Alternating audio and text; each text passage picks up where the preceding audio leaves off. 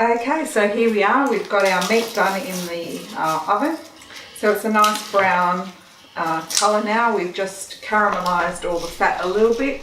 And what that does is just add a little bit of colour to the bone broth in the end, and also gives it a little bit more flavour. So that was about, what, 30 minutes in a high oven? Yep. Okay, great. Minutes. And so you can see now there's lots of nice brownness around the bones, and that'll just add to the flavour. So we'll pop those in to the slow cooker now. Yep.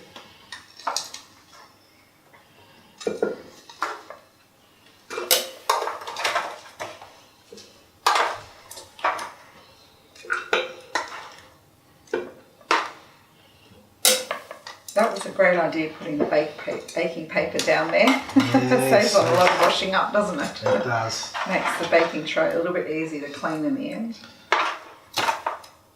Now, once we get all our bones in, Smells good, doesn't it? yeah, Smells like we're having a roast. just like grandmother used to make. Yeah. Okay, I'll get rid of that.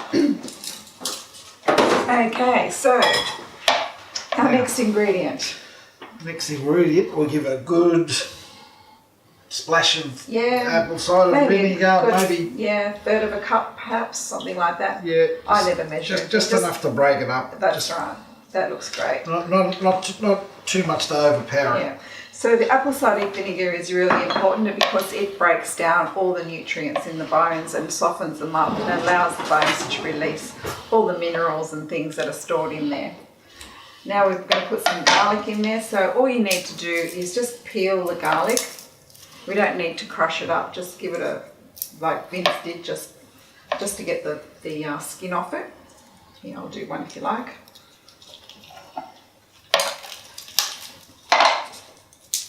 And they just go in whole like that. Beautiful. Smell good. I love garlic.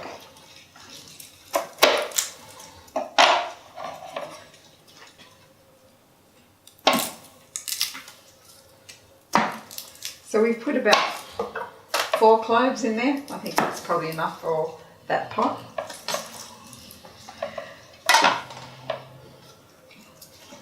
Now some people like to put in other vegetables like celery, carrots, onion. You can do that. It gives the stock a little bit more of flavour, but it's not necessary because the bones will provide lots of flavour on themselves.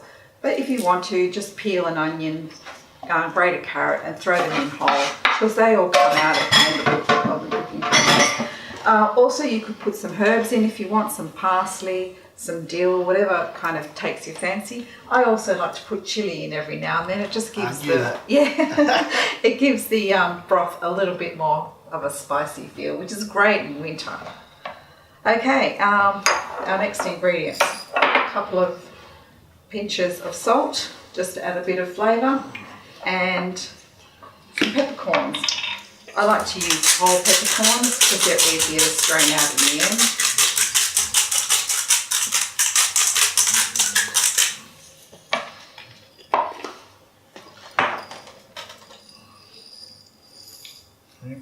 Beautiful. And then finally we top up that whole thing with just some water. If you could use filtered water, beautiful. So we just cover those bones right to the top of the pot, make sure all the bones are underwater, and then that's really all there is to it.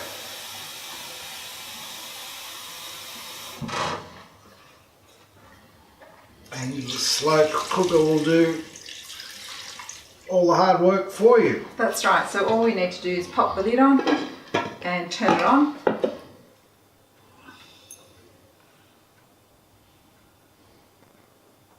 And away she goes.